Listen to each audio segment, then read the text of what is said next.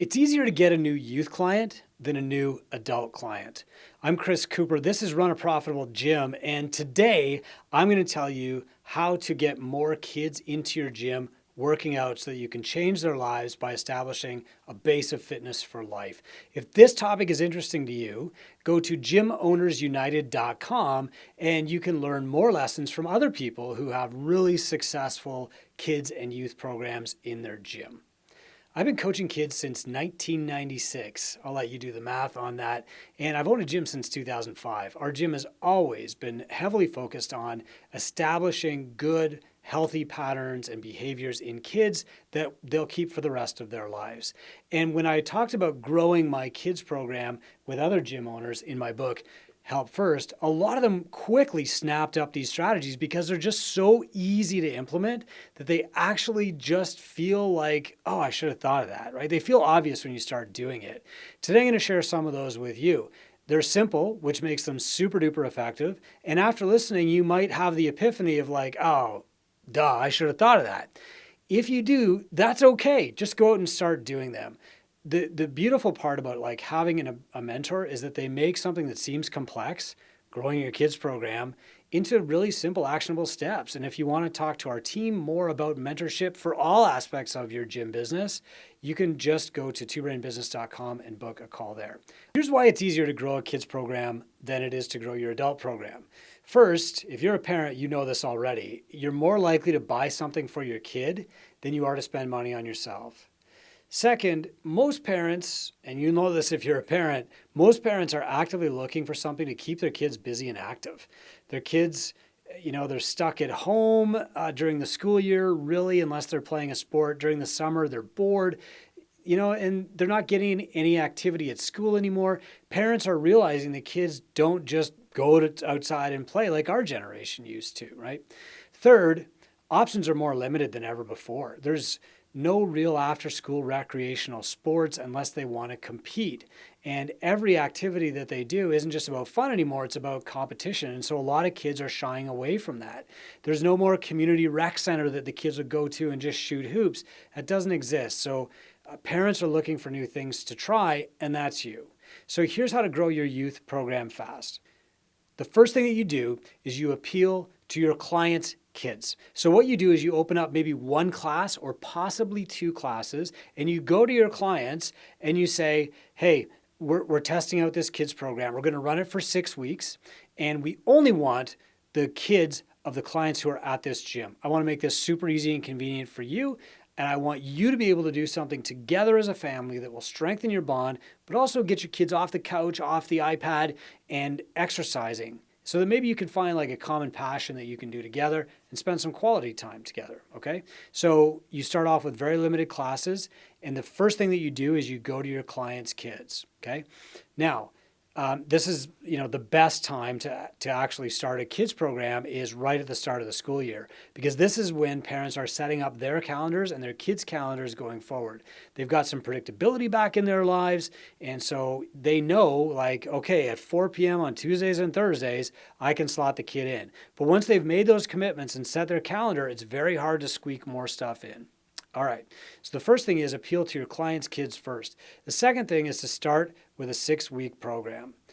6-week sessions are the best way to start because it's a short enough time frame that parents can more easily commit, but it's long enough for them to see obvious results and understand the value of a program.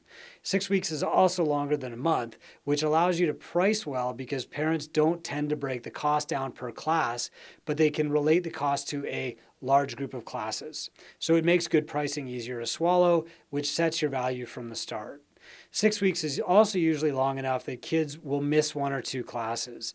And that's not the goal, but it gets parents into the habit of seeing missed classes as their responsibility and not yours to refund or make up later. You don't ever want to get into the habit of parents expecting a specific number of classes with their payments. So after you've appealed to your clients' kids and then set up short-term 6-week challenges or 6-week programs for the kids and talking to your clients about them, the next way to grow your program is to get their best friends and their siblings. So if your 6-week program doesn't sell out, for example, you approach the parents of the kids who are in the group and you say, hey, Dave, our kids program is filling up and the kids in the group are really amazing. I want to make sure that we fill it with the best kids. Does your son or daughter have a best buddy who would be a perfect fit? Now, this is really simple, but I can't tell you how many times a parent has responded with, oh yeah, let me reach out to Nancy's mom.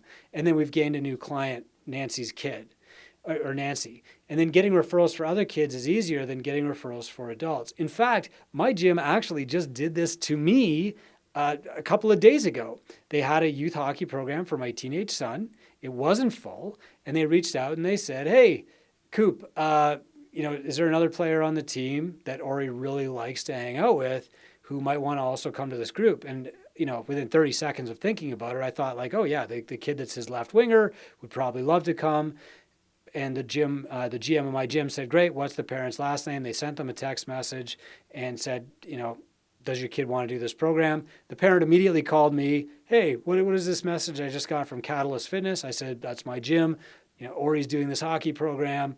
Does your son want to get in on it too? And they were like, oh yeah, absolutely, sign us up.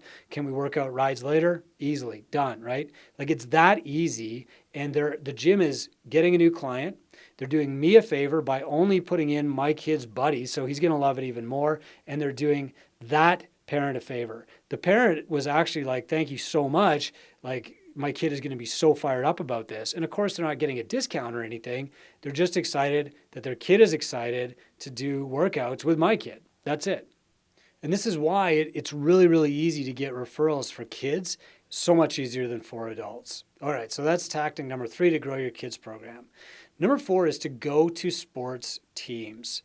So if you've got a kid in your program, they're probably playing other sports than just working out at your gym. Some are just working out at your gym, but I've trained hundreds of athletes at my gym, Catalyst, and one of our biggest strategies for getting new clients is the one-to-many strategy of training an athlete's entire team. Now, if you're in Two Brain, of course, all these strategies are all laid out for you step by step in the growth toolkit. You can just click on them and follow them step by step. But I'm going to give you an example.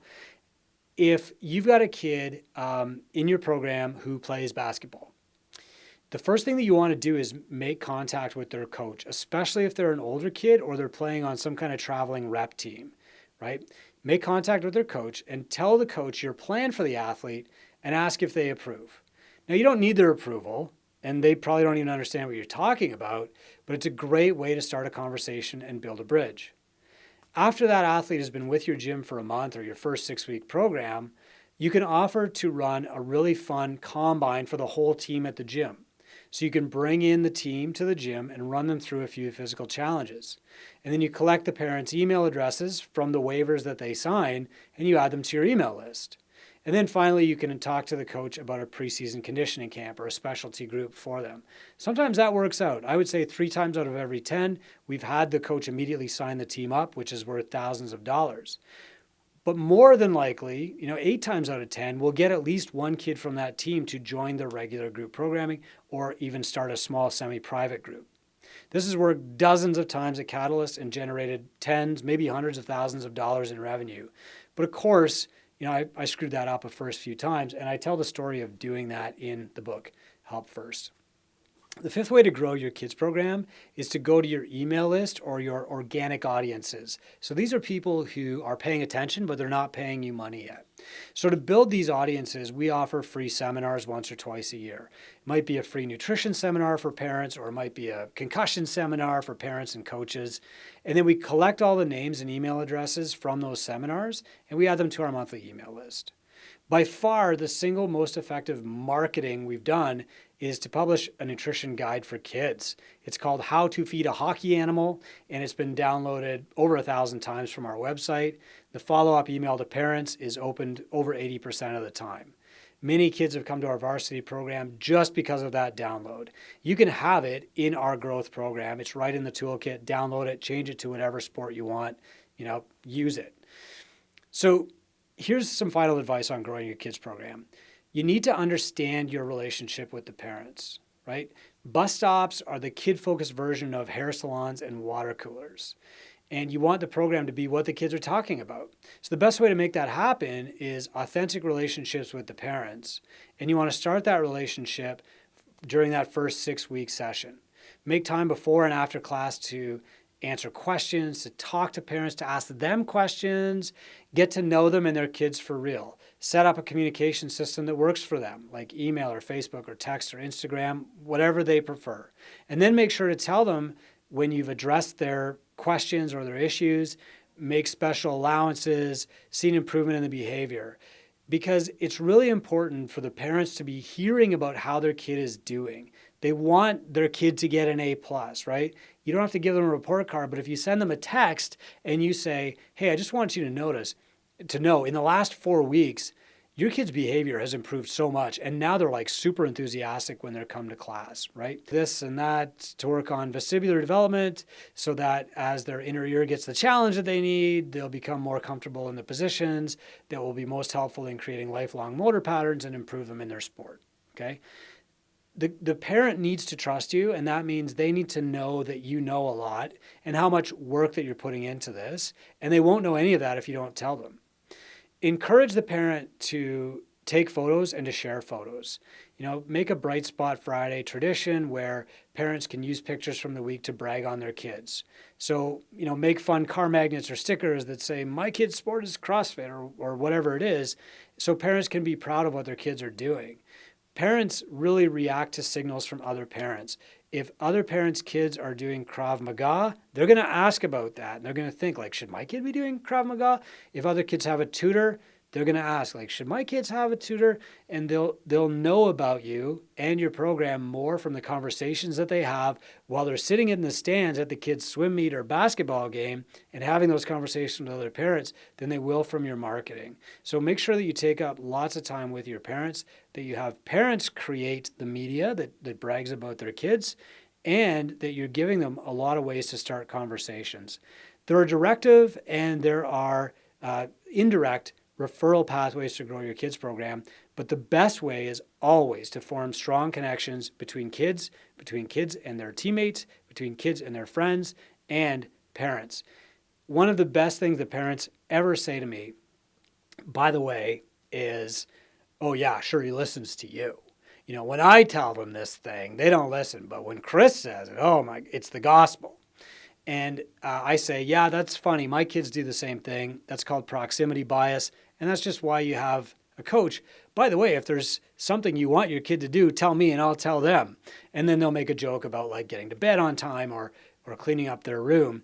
But the reality is that's actually true. If a coach says to the kid, listen, Jimmy, you're doing amazingly well.